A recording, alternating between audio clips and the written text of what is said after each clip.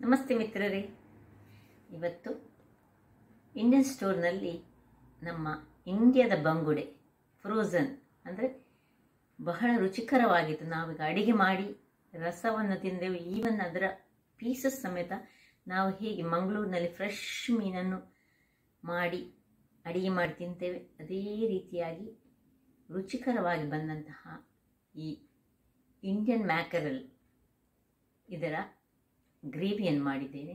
ಹಾಗಾದರೆ ಈ ಗ್ರೇವಿಯನ್ನು ನಾನು ಪೌಡರನ್ನು ಬಳಸಿ ಮಾಡಿದ್ದೇನೆ. ಹೇಗೆ ಮಾಡುವುದೆಂದು ನೋಡುವ ಮೊದಲು ಯಾರೆಲ್ಲ ನನ್ನ ಚಾನಲನ್ನು ನೋಡ್ತಿದ್ದೀರಿ, ಯಾರೆಲ್ಲ ಇನ್ನು ಸಬ್ಸ್ಕ್ರೈಬ್ ಮಾಡಿಲ್ಲ, ದಯವಿಟ್ಟು ಸಬ್ಸ್ಕ್ರೈಬ್ ಮಾಡಿ ಸಪೋರ್ಟ್ ಮಾಡಿ ಅಂತ ಹೇಳುತ್ತಾ ಬನ್ನಿ. ಯಾವ ರೀತಿಯಲ್ಲಿ ನಾನು ಪೌಡರನ್ನು ಬಳಸಿ ಈ ಒಂದು ಫ್ರೋಝನ್ ಬಂಗುಡೆಯನ್ನು, ಅದು ಸಹ ಬಹಳ ಗಾತ್ರದಲ್ಲಿ ದೊಡ್ಡದಾದ, ಹೇಗೆ ಮಾಡಿದ್ದೇನೆ ನೋಡೋಣ. ವೀಕ್ಷಕರೇ, ಇಲ್ಲಿ ನೋಡಿ, ಇಂಡಿಯನ್ ಮ್ಯಾಕರಲ್ ಅಂದರೆ ಇಂಡಿಯಾದ ಬಂಗುಡೆ, ಇಲ್ಲಿಗೆ ಜರ್ಮನಿಯಲ್ಲಿ ಬಂದಂತಹದ್ದು.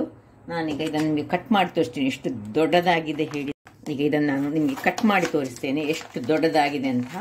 ನಮ್ಮ ಇಂಡಿಯಾದಲ್ಲಿ ಸಮೇತ ಇಷ್ಟಿಷ್ಟು ದೊಡ್ಡದು ನಮಗೆ ಸಿಗುವುದಿಲ್ಲ ಅಂತ ನನಗೆ ಕಾಣಿಸುತ್ತೆ. ಎಷ್ಟು ಪ್ಯಾಕ್ ಆಗಿ ಏನು ಚೆನ್ನಾಗಿ ಕಳಿಸ್ತಾರೆ ಹೇಳಿದರೆ.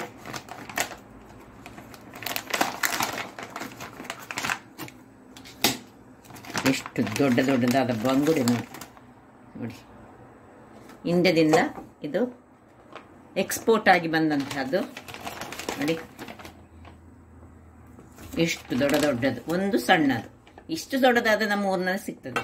ಈಗ ಇದರದೊಂದು ನಾನು ಬಂಗುಡೆಯ ರಸ ಮಾಡ್ತಾ ಇದ್ದೇನೆ. ಈ ಜರ್ಮನಿಯಲ್ಲಿ ಈ ಇಂಡಿಯನ್ ಬಂಗುಡೆಯ ರಸವನ್ನು ಹೇಗೆ ಮಾಡುವುದೆಂದು ನೋಡುವ ಮೊದಲು ಇದನ್ನು ನಾನು ಕಟ್ ಮಾಡಿ ತರ್ತೇನೆ. ನೋಡಿ ಎಷ್ಟು ದೊಡ್ಡದು ನೋಡಿ. ಇದು 1 kgಯಲ್ಲಿ ಇಷ್ಟಿಷ್ಟು ದೊಡ್ಡದು 3 ಬಂದಂತಹದ್ದು ನೋಡಿ. ನಾನು ಸುರಿಗೆ ಇದರದ್ದು ಸೈಡ್ಸ್ ತೆಗೆದುಕೊಂಡೆ. ಇಲ್ಲಿ ನಮ್ಮ ಹತ್ರ ಕತ್ತಿ ಇಲ್ಲದ ಕಾರಣ ನಾವು ಇದರಲ್ಲಿ ಮಾಡ್ತಿದ್ದೇವೆ. ಸೀಸರ್ಸ್ ಇದನ್ನು ಮಾಡುವಂಥದ್ದು ಇಲ್ಲ.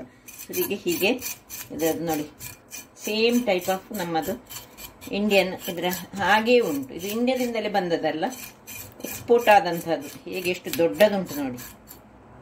ಇದನ್ನು ನೋಡುವಾಗ ನಿಮಗೆ ಖುಷಿ ಆಗ್ತದೆ, ಅದರ ಟೇಸ್ಟ್ ಹೇಗೆ ಉಂಟು ಅಂತ ಹೇಳಿ. ಈಗ ನಾವು ಇನ್ನು ಪದಾರ್ಥ ಆದ ಮೇಲೆ ಗೊತ್ತಾಗಬೇಕು ಹೇಗೆ, ಯಾವ ರೀತಿಯ ಟೇಸ್ಟ್ ಇಷ್ಟಿಷ್ಟು ದೊಡ್ಡದ್ರದ್ದು ಇರ್ತದೆ ಹೇಳಿ.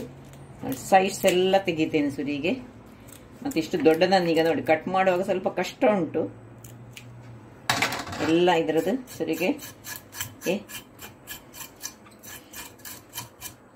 ಸೈಡ್ಸ್ ಎಲ್ಲ ತೆಗೆದ ಮೇಲೆ ನಾನು ಇದನ್ನು ಕಟ್ ಮಾಡಲಿಕ್ಕೆ ಹೋಗ್ತೇನೆ.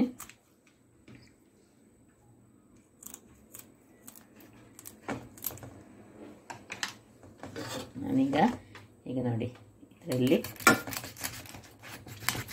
ಚೂರು ಬಾರಿ ಒಳ್ಳೆ ಹತ್ತೆ ಉಂಟು. ಕತ್ತರಿ ಇದ್ರೆ ಒಳ್ಳೆ ಆಗ್ತದೆ. ನಾವು ಊರಿನಲ್ಲಿ ಕತ್ತರಿಯಲ್ಲಿ ಮಾಡ್ತಿದ್ದೇವಲ್ಲ, ಇಲ್ಲದೆ ಮೆಟ್ಟು ಕತ್ತಿಯಲ್ಲಿ ಮಾಡುವಂಥದ್ದು. ಇನ್ನು ನಾನು ಇದನ್ನು ಹೀಗೆ ತೆಗಿತಾ ಇದ್ದೇನೆ.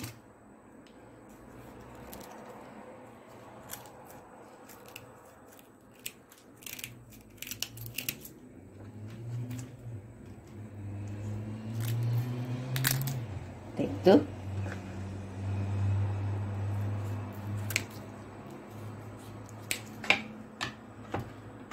ಒಂದು ಹೇಗೆ ಚೆನ್ನಾಗಿ ಮಾಡಿಕೊಂಡೆ ನೋಡಿ. ಈಗ ಇದನ್ನು ಸಹ ಹಾಗೆ ಇದರ ಹೊಟ್ಟೆಯಲ್ಲಿರೋದು ಎಲ್ಲ ಭಾಗವನ್ನು ನೋಡಿ ಹೀಗೆ ತೆಗೆದು ಒಳ್ಳೆ ಕ್ಲೀನ್ ಮಾಡಿ ತರ್ತೇನೆ. ಈಗ ಇದರ ಈ ಬಾಲವನ್ನು ಒಂದು ಹೀಗೆ ಕಟ್ಟರೆ ಕಟ್ಟ ಇರ್ತದೆ. ಈಗ 3 ಸಹ ನಾನು ನಿಮಗೆ ಕ್ಲೀನ್ ಮಾಡಿ ಕಟ್ ಮಾಡಿ ತೋರಿಸ್ತೇನೆ. ಇಲ್ಲಿ ನೋಡಿ ಎಲ್ಲ ಕಟ್ಟಿಂಗ್ ಆಯಿತು ನೋಡಿ. ಅದರದ್ದು ಎಲ್ಲ ಮೇಲಿರುವ ಹುರುಪೆಲ್ಲ ತೆಗೆದೆ ನಾನು ನೋಡಿ. ಇನ್ನೀಗ ಇದನ್ನು ಪೀಸಸ್ ಮಾಡ್ತಾ ಇದ್ದೇನೆ. ಪೀಸಸ್ ಇದು 1 kgದ್ದು. ಇದಕ್ಕೆ ಇಲ್ಲಿಯ 14 ಯೂರೋ ಅಂತ, ಅಂದರೆ ಸಾಧಾರಣ ಸರಿಸಮಾನ 1350 ರೂಪಾಯಿ ಬೀಳ್ತದೆ ಒಂದು 3 ಬಂಗುಡೆಗೆ. ಇದನ್ನು ನಾನು ಕಟ್ ಮಾಡ್ತೇನೆ.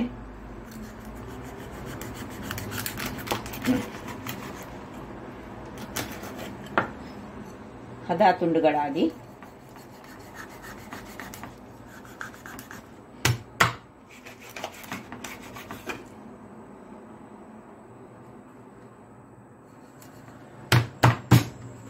ಹೀಗೆ ಎಲ್ಲ 3 ಮೀನನ್ನು ಸಹ ನಾನು ಕಟ್ ಮಾಡಿಕೊಂಡು ಈ ನೀರಿನೊಳಗೆ ಹಾಕಿ ಕ್ಲೀನ್ ಮಾಡಿ ಒಳ್ಳೆ ಚೆನ್ನಾಗಿ ಕ್ಲೀನ್ ಆಗಬೇಕೀಗ. ವೀಕ್ಷಕರೇ, ಇಲ್ಲಿ ನೋಡಿ ಮೀನೆಲ್ಲ ಮಾಡಿ ಕ್ಲೀನ್ ಮಾಡಿ ಆಯಿತು. ಈಗ ನಾವು ಇದಕ್ಕೆ ಬೇಕಾದ ಸಾಮಗ್ರಿ ನೋಡಿ, ಇದು ನಾನು ಊರಿನಲ್ಲೇ ಪೌಡರ್ ಮಾಡಿಟ್ಕೊಂಡಂತಹ ಮೀನಿನ ಮಸಾಲೆ. ಇದರಲ್ಲಿ ನಾನು ಏನೆಲ್ಲ ಹಾಕಿದ್ದೇನೆ ಹೇಳಿದರೆ, ಒಂದು 8 ರಿಂದ 10 ಬ್ಯಾಡ್ಗಿ ಮೆಣಸು, 2 ರೌಂಡ್ ಮೆಣಸು, ಊರಿನ ಮೆಣಸು ಹಾಕೊಂಡಿದ್ದೇನೆ, 2 ಚಮಚ ಕೊತ್ತಂಬರಿ, 1 ಚಮಚ ಜೀರಿಗೆ, ಅರ್ಧ ಚಮಚದಷ್ಟು ಕಾಳು ಮೆಣಸು ಹಾಕಿದ್ದೇನೆ. ಪುನಃ ನಾನೀಗ ಒಂದು 5-6 ಕಾಳು ಮೆಣಸು ಮತ್ತು ಮೆಂತೆಯನ್ನು ಮತ್ತು ಓಮ, ಈ 3ಅನ್ನೀಗ ಸ್ವಲ್ಪ ಫ್ರೈ ಮಾಡಿ ಪುನಃ ಇದಕ್ಕೆ ಯೂಸ್ ಮಾಡ್ತೇನೆ. ಯಾಕೆಂದರೆ ಇದು ಸ್ವಲ್ಪ ದಪ್ಪದ ದೊಡ್ಡ ಸೈಜಿನ ಬಂಗುಡೆ ಆದ್ರಿಂದಾಗಿ ಅದಕ್ಕೆ ನಾನು ಈಗ ಯೂಸ್ ಮಾಡ್ತಿದ್ದೇನೆ ಅದನ್ನು. ಮತ್ತೆ ಇದರಲ್ಲಿ ಇರೋದು ಅಷ್ಟೇ, ಜೀರಾ, ಸಾಸಿವೆ ಒಂದು ಅರ್ಧ ಚಮಚದಷ್ಟು. ಉಳಿದದೆಲ್ಲ ಡಿಸ್ಕ್ರಿಪ್ಷನ್ ಬಾಕ್ಸಲ್ಲಿ ಹಾಕ್ತೇನೆ. ಈ ಮಸಾಲೆಯಲ್ಲಿ ನಾನು ಏನೆಲ್ಲ ಹಾಕಿದ್ದೇನೆ ಹೇಳಿ. ಇಲ್ಲಿಗ ಒಂದು ನೀರುಳ್ಳಿ, ಒಂದು ದೊಡ್ಡ ಲಿಂಬೆ ಗಾತ್ರದ ಹುಳಿ ತೆಗೆದುಕೊಂಡಿದ್ದೇನೆ, 5 ಬೆಳ್ಳುಳ್ಳಿ, 1 ಇಂಚಿನ ಶುಂಠಿ, 4 ಕಾಯಿ ಮೆಣಸು, ಸ್ವಲ್ಪ ಕರಿ ಲೀವ್ಸ್, ಮತ್ತೆ ಒಂದು 50 ರಿಂದ 60 ಗ್ರಾಮ್ಸ್ನಷ್ಟು ಅಂದರೆ 1 ಬೌಲ್ನಷ್ಟು ತೆಂಗಿನ ತುರಿ, ಹಳದಿ ವೆರಿ ಇಂಪಾರ್ಟೆಂಟ್, ಮತ್ತು ನಾವು ಉಪ್ಪು. ಈಗ ಮೊದಲಿಗೆ ಇಲ್ಲಿ ಒಂದು ಗ್ಯಾಸನ್ನು ಉರಿಸಿಕೊಂಡು ಇದನ್ನು ಮೆಂತೆ ಮತ್ತು ಮೆಂತೆ ಮತ್ತು ಕಾಳು ಮೆಣಸನ್ನು ಸ್ವಲ್ಪ ಫ್ರೈ ಮಾಡ್ಕೊಳ್ಳೋಣ. ಆಮೇಲೆ ಕೊನೆಗೆ ಈ ಒಂದು ಅರ್ಧ ಚಮಚದಷ್ಟು ಓಮವನ್ನು ಫ್ರೈ ಮಾಡಲಿಕ್ಕೆ ಉಂಟು. ಈಗ ಇದು ಫ್ರೈ ಆಗಲಿ, ಆಮೇಲೆ ಓಮ ಹಾಕೊಳ್ಳೋಣ. ಮೆಂತೆ ಇಷ್ಟು ಡ್ರೈ ಫ್ರೈ ಆಗುವಾಗ ಮೆಂತೆ ಮತ್ತು ಕಾಳು ಮೆಣಸು, ಆಲ್ರೆಡಿ ನಾನು ನನ್ನ ಮಸಾಲದಲ್ಲಿ ಮೆಂತೆ ಮತ್ತು ಕಾಳು ಮೆಣಸು ಹಾಕೊಂಡಿದ್ದೇನೆ. ಈಗ ನೋಡಿ, ಅರ್ಧ ಸ್ಪೂನ್ನಷ್ಟು ಇದು ಓಮ, ಅಜ್ವಾಯಿನ್ ಅಂತ ಏನು ಹೇಳ್ತೇವೆ, ಅದನ್ನು ಸ್ವಲ್ಪ ಫ್ರೈ ಮಾಡಿಕೊಂಡು, ಅದು ಫ್ರೈ ಆಗುವಾಗ ಸಾಕು, ಇಷ್ಟಾಗುವಾಗ ಆಫ್ ಮಾಡ್ಕೊಳ್ತೇನೆ. ವೀಕ್ಷಕರೇ, ಈಗ ಇಲ್ಲಿ ಮೆಂತೆ ತಣ್ಣಗಾಗಿದೆ, ಬಿಸಿ ಮಾಡಿದಂತಹ ಮೆಂತೆ. ಇಲ್ಲೀಗ ನಾನು ಮೊದಲಿಗೆ 5 ಸ್ಪೂನ್, ಇದರಲ್ಲಿ 5 ಸ್ಪೂನಿನಷ್ಟು, 1 kg ಅಲ್ಲ, ಅದರಿಂದ 5 ಸ್ಪೂನ್ನಷ್ಟು ಈ ನಾನು ಮಾಡಿದ ಮಸಾಲೆ ಪುಡಿ, ನಾನು ಹೇಳಿದಲ್ಲಿ ಇದರಲ್ಲಿ ಏನೆಲ್ಲ ಹಾಕಿದ್ದೇನೆ ಹೇಳಿ, ಬೇಕಿದ್ರೆ ಡಿಸ್ಕ್ರಿಪ್ಷನ್ ಬಾಕ್ಸಲ್ಲಿ ನೋಡ್ಬೋದು ನಾವು ಏನು ಹಾಕಿದ್ದೇವೆ ಅಂತ. 5 ಚಮಚ, 1 3-4 ಬೆಳ್ಳುಳ್ಳಿ,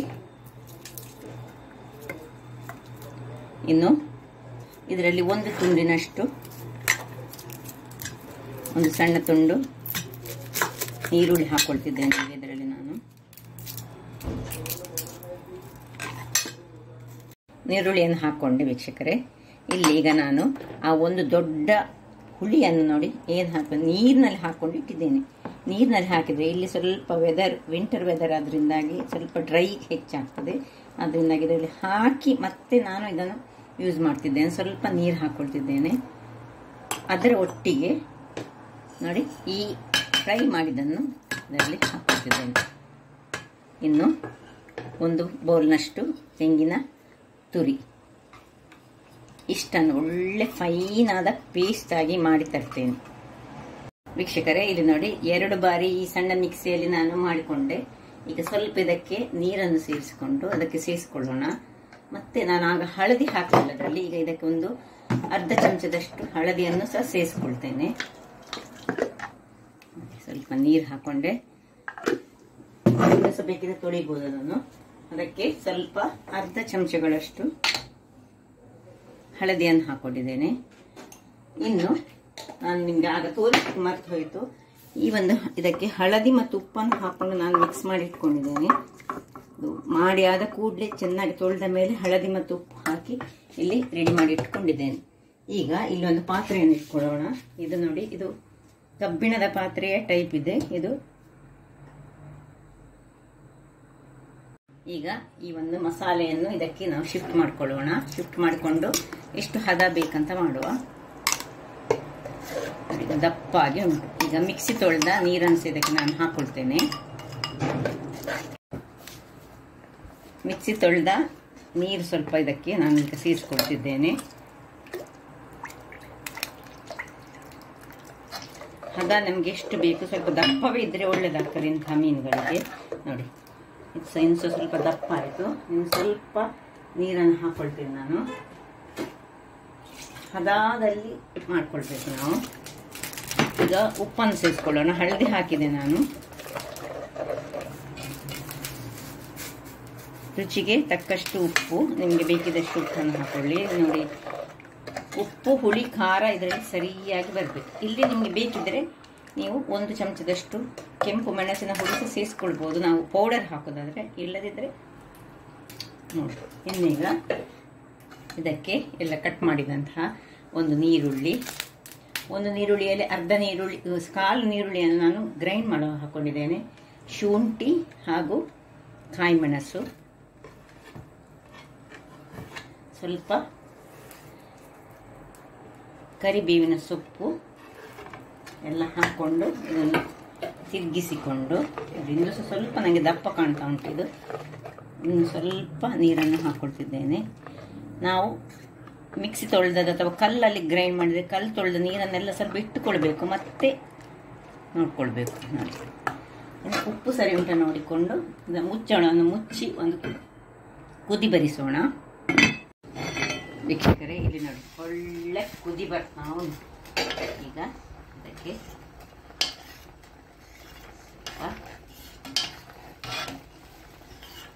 ಈಗ ಮೀನನ್ನು ಅದಕ್ಕೆ ಮಿಕ್ಸ್ ಮಾಡಿ ಚೆನ್ನಾಗಿ, ಅಂದರೆ ಈ ಹಳದಿ ಇದೆಲ್ಲ ಮಿಕ್ಸ್ ಆಗಿ ಉಂಟು. ಎಲ್ಲ ಸ್ವಲ್ಪ ಸಹ ನೀರಿರಬಾರ್ದು, ಸುರಿಗೆ ಮೀನಿನ ಕಣ್ಣುಗಳನ್ನು ಹಾಕೊಳ್ಳೋಣ. ದೊಡ್ಡ ದೊಡ್ಡ ದಪ್ಪ ಅದರಿಂದಾಗಿ ಸ್ವಲ್ಪ ಸಹ ನೀರು ಬೀಳಬಾರ್ದು, ಅದು ವೆರಿ ಇಂಪಾರ್ಟೆಂಟು. ನಾವು ಈ ಮೀನುಗಳಲ್ಲಿ ಎಷ್ಟು ಸತಿ ತೊಳೆದ್ರೆ ಸಹ ಇದರ ರಕ್ತದ ಅಂಶ ತುಂಬ ಇರ್ತದೆಲ್ಲ, ಅದರಿಂದಾಗಿ ಹಿಂಡಿ ಹಾಕ್ಬೋದು. ನೋಡಿ, ಇದರಲ್ಲಿ ಒಂದು ಮೊಟ್ಟೆ ಸಹ ಇತ್ತು.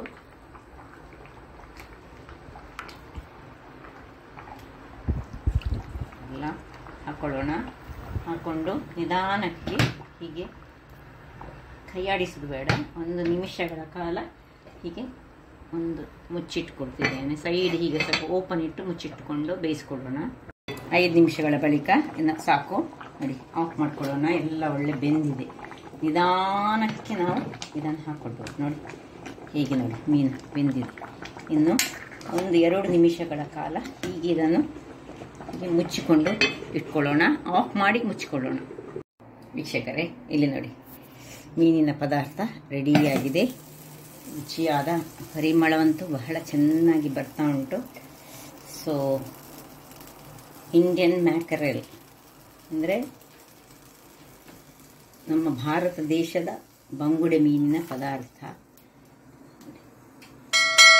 ಎಷ್ಟು ಪರಿಮಳ ಅಂತ ಸೂಪರ್ ಆಗಿ ಉಂಟು. ಇನ್ನು ಟೇಸ್ಟ್ ನೋಡಬೇಕು ಹೇಗೆ ಬರ್ತದೆ ಹೇಳಿ.